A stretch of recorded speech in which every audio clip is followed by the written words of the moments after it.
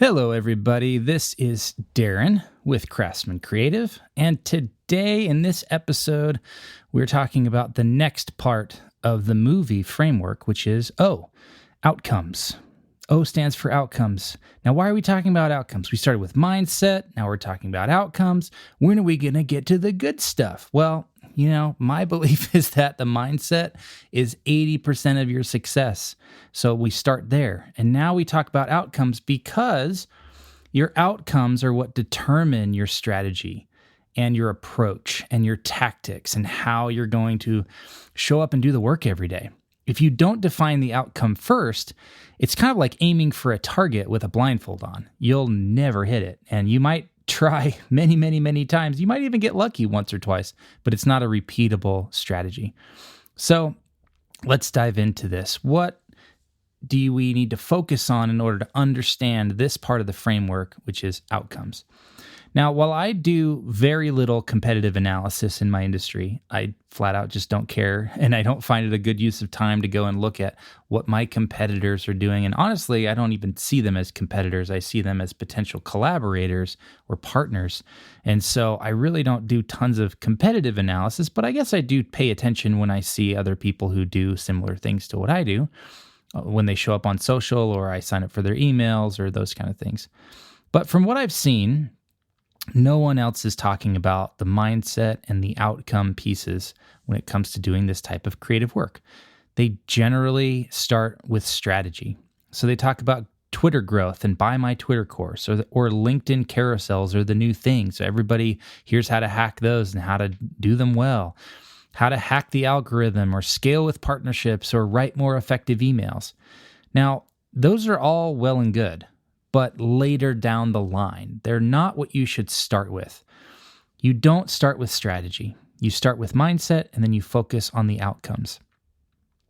So Cal Newport coined the phrase, the craftsman mindset, in his book, So Good They Can't Ignore You.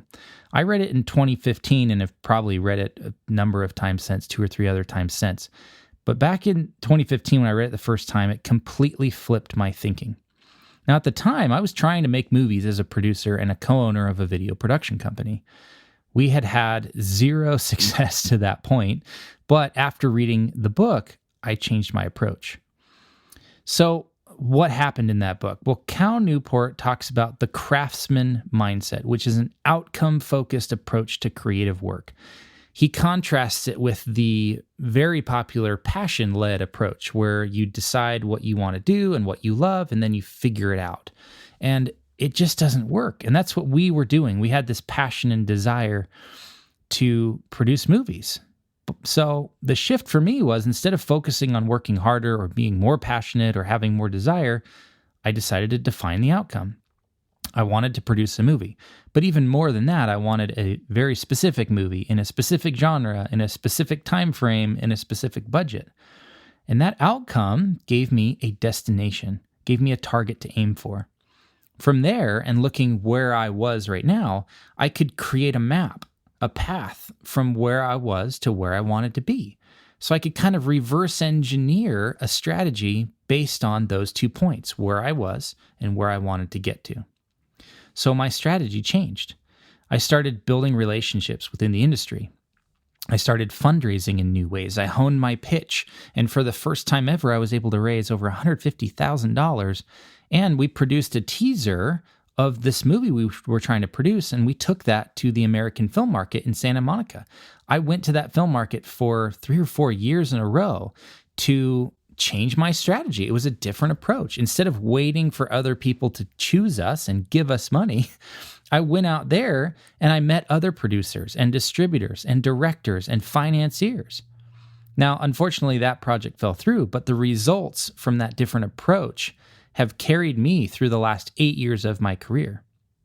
Most of us fail to clearly define the outcome, and so we end up wandering around, or treading water is a word or phrase that I like to use a lot. I also say I have many irons in the freezer because it feels like I'm doing a lot, but nothing's getting anywhere. It felt like, and feels like maybe for you, that we're doing everything right. We're hustling, we're working as hard as we can, but still the truth are in the results, and the results aren't there yet. That's what I was feeling like, okay, I'm doing everything I can. I'm doing everything right, yet I haven't produced a movie.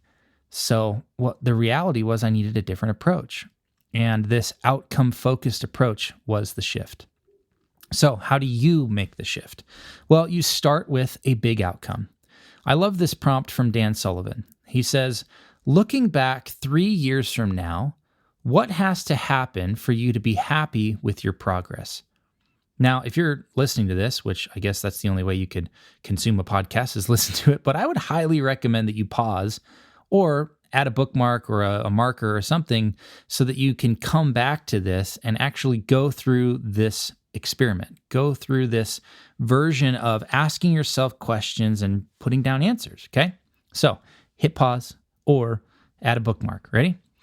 Let me repose that to you. Looking back 3 years from now, what has to happen for you to be happy with your progress?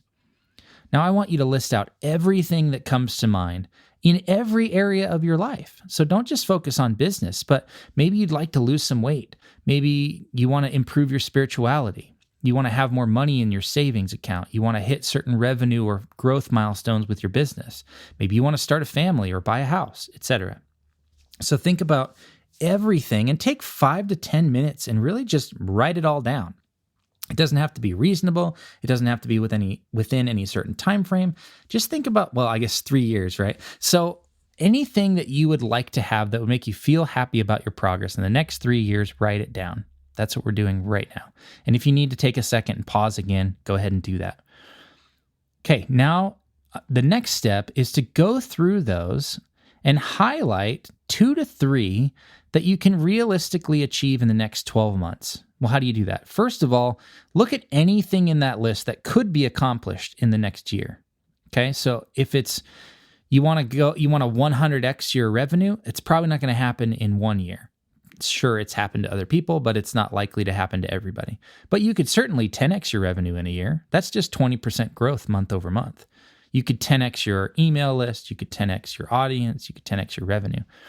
So go through the list of everything you've written down and circle or underline or highlight anything that could be accomplished in 12 months with some concerted effort. And then I really want you to highlight or surface the 2 to 3 that really excite you, that make you feel like, gosh, that would just be the best. And I would love to focus on those big goals for the next 12 months. So find 2 to 3 that you can realistically achieve in the next 12 months that really excite you. They just jump off the page and they make you feel like, yes, that's the 1 or that's the 2 or that's the 3 things I want to do. So take a minute. If you need to pause again, pause now. Okay, now that you're back, make a plan. That's the next step. The outcome informs the plan, the strategy, and the work it will take to get there. So, what in big chunks has to happen? Take one goal at a time, one of these big 12-month outcomes, and do one at a time. Don't try to do them all 3 at the same time. Just do one at a time.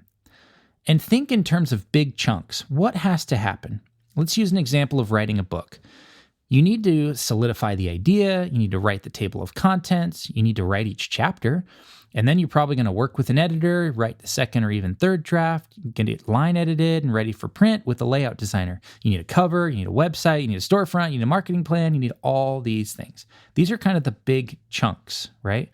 We listed out maybe 10 or 12. So that nicely lines up to, a month here and a month there, but maybe some things take a week or it's going to be handled by someone else so it doesn't take any of your time and you can start working on the next thing while your editor is working on their notes, right? And their pass on the book. So yes, it's doable in 12 months, but not if you just wing it. If you just sit down and start writing and hope that you end up with a book that's published and distributed in 12 months, that's very unlikely to happen. So what you need to do with your goal is first list out all the chunks that you can think of and then put them into order. What has to happen first? Or you could reverse engineer like I've done in the past and go, okay, well, in order to have a book that's selling, I need to have a website. I need to have a way to sell it. Well, I can't sell something that doesn't exist, so I need to have imagery and I need to have the book written. Okay, well, what does it take to write a book? I need 30 chapters and I need to, before I do that, I need to figure out what the chapters are. And I probably should get it edited somewhere in there. So you're kind of just listing out everything that needs to happen and then you're putting it in order.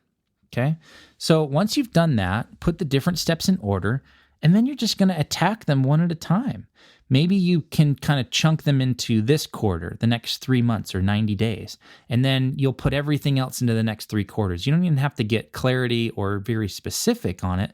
You just know that for the next 3 months, you're going to focus on the topic or the idea, the general hook of the book, the table of contents, and writing the first 5 chapters. Maybe that's all you're going to do in the next 90 days. Or maybe you want to write the first draft of the book. It totally is up to you and how much time you have. So start putting the steps in order, and then you're just going to attack them one at a time. You're not going to try to do marketing plan and website and table of contents and writing all at once, or even in the same week or month. You're going to focus just on the table of contents until it's done. Then you move to the next step, and then you're going to start writing chapters until they're done. Maybe you could start sending chapters off to your audience to get feedback, or to an editor to have them being edited in tandem. That's totally fine. It's up to you. That's part of your strategy. It depends on what your goal is. Remember, the outcome informs the strategy. So put your big goals into these kind of quarterly projects. Every quarter, you're going to have a set of, I'm going to accomplish these 2, 3, 4 things, and that's what I'm going to get done this quarter. I'm not even going to think about anything else until it's time, and you decide that it's time to focus on the next part. So your big goals inform your quarterly projects, which inform your monthly milestones, and that informs your weekly and daily progress. Okay, the whole goal here is to make progress every day, and it's so much easier when you know exactly what you're going to sit down and do every day. And it is extremely helpful that those items on your calendar are informed by, again, your monthly milestones, your quarterly projects, and your annual big goals. So this outcome-focused approach is the best way that I've found to get things done as a creative entrepreneur. Take last year, for example, and I don't say this to brag. I genuinely share all of this to help you see what's possible, because you go back 10 years and I was not getting many things done. Sure, we were doing client projects and we were getting work done, but we weren't progressing. We weren't making movies. We weren't making any progress towards getting movies made or scripts written, and we were stuck. But look at last year. I had 3 businesses cross 6 figures in revenue. I have a film producing business, and then Craftsman Creative has a course business, and then there's Craftsman Creative itself. I produced 2 movies last year, one of them internationally. I created 2 international courses. The year before that, I did about 10. I just had different focus this year, and every year your goals and your focus might change. But I created 2 different podcasts, my own, and then I co-created the 10K Creator Show with Joe Polizzi, which has done 25,000 downloads in the first 6 months. And I published a book. Okay? Again, 3 businesses crossing 6 figures in revenue, 2 movies, 2 courses, 2 different podcasts, and published a book. I grew my social and email audiences to over 2,000 people, and now my email list is almost to 4,000 as I'm recording this. You can do a lot with this approach. Now, that's a lot. That is a lot. So 3 to 4 projects a year is a good place to start. That's why we decided, okay, we want to have 2 or 3 big goals for the year. And maybe each one of those is going to have a project or 2 that you're going to accomplish. But while most people are just doing 1 project a year, or maybe 0, you'll be accomplishing 3, 4, 5, maybe even 10x as much as everyone around you. So, sound good? It feels good, let me tell you. That's why I'm sharing it with you. So let's tackle a few of the things that show up when I talk to people about this is what you should do. The hardest part about this is that it takes a mindset shift. Okay, again, that's why we talked about mindset first. So you kind of understand what it is and how to overcome these limiting mindsets and how to shift your mindset. You have to take different actions in order to get different results. And in order to do that, you have to have different beliefs, bigger reasons. You have to shift your mindset in order to get different actions and different results. You're going to have to plan, schedule, and focus. It's hard for a lot of creatives to do this because they're not used to calendars and schedules and spreadsheets and plans and goals and outcomes. It's hard to start, but I guarantee it gets easier with time, just as anything does. If you're a musician, at some point it was hard to learn how to play your instrument, but now you're mastered it, right? You can play any song. You can write songs. You can perform in front of an audience. That was hard at the beginning. It's not hard now. So you've done it before. You can do it with this as well. The other thing is you have to be consistent. Projects do not just happen overnight, and they don't just happen on their own.